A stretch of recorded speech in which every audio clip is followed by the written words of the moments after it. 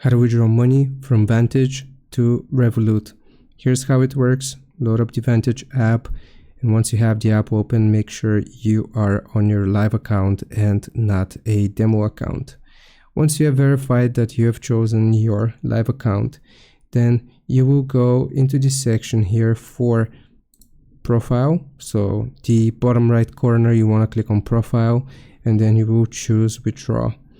Now it's going to ask you for the amount which you want to withdraw here, and again verify that you have chosen the correct account, and just simply type the amount in the withdrawal amount section. You can also click on max to withdraw all of your funds. Afterwards, it's going to look a little something like this.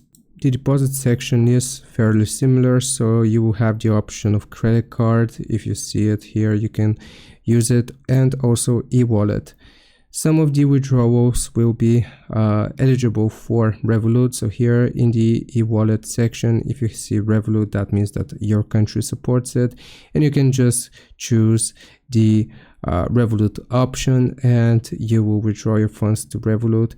And also if you have a Revolut card, like I said, it's going to be a debit card, you can use it here as a regular debit card. I hope this helps. Leave a like and sub. I'll see you next time.